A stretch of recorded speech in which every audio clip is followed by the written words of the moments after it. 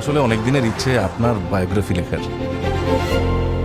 আমার বায়োগ্রাফি? আকাশ চ্যাটার্জি আমার আইডল, আমার ধ্যান, আমার জ্ঞান, আমার সব কিছু।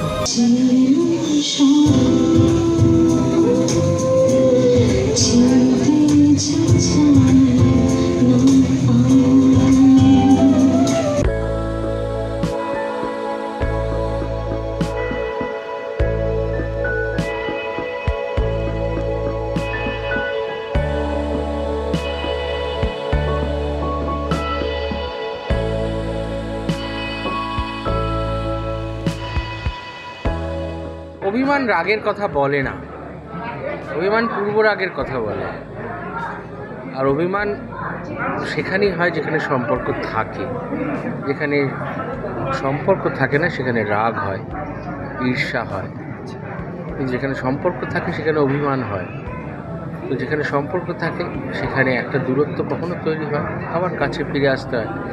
দূরে না গেলে কাছে আসা যায় না, কাছে না এলে দূরে যাওয়া যায় না।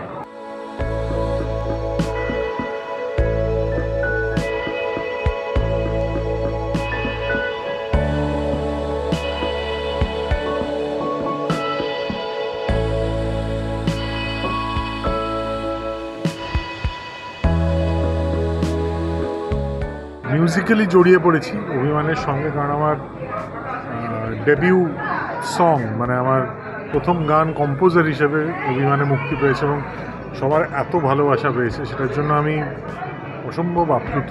অভিমানের মতো একটা এমন সিনেমার হাত ধরে যেখানে মেইন সুরকার ইন্দ্রদীপ দাশগুপ্ত, যার সঙ্গে আমি বহু কাজ করেছি, যার সঙ্গে কাজ করার অছিলায় তার কাছ থেকে অনেক কিছু শিখেছি।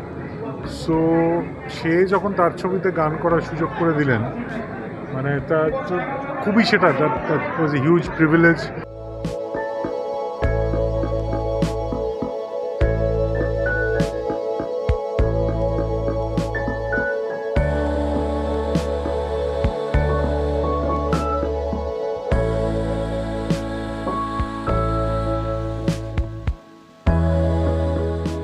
আমার মনে হয় এটা 19 তারিখে ছবিটা দেখুন। আমার মনে হয় সবাই কোথাও না কোথাও গিয়ে কানেক্ট করবে এই ছবিটার সাথে।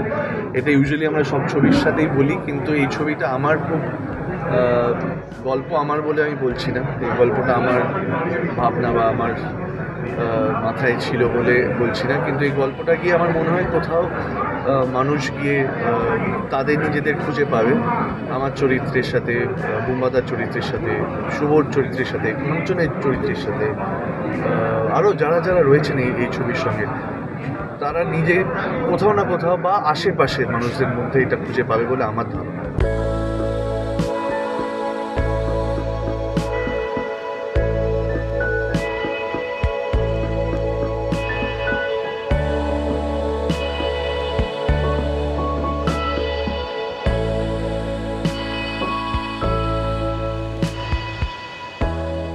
প্রথম কথা হচ্ছে এনটিওয়ান স্টুডিও, তার উপরে এই ভেটারেন ডিরেক্টরসরা আমাদের কাছে, মানে আমাদের ট্রেলার লঞ্চ এবং মিউজিক লঞ্চে আসার জন্য হ্যাঁ বলেছে। সব মিলিয়ে আমাদের কাছে এটা পাওয়া। আমার অ্যাকচুয়ালি মিউজিক খুব ভালো লাগে, আমার এই রকম লাইভ মিউজিক্যাল ইভেন্ট দেখতে খুব ভালো লাগে।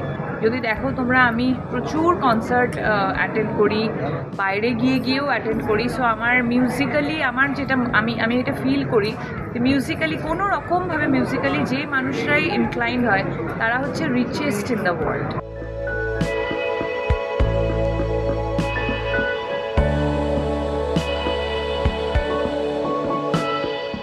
চিরঞ্জিতের রিপোর্ট, এস নিউজ।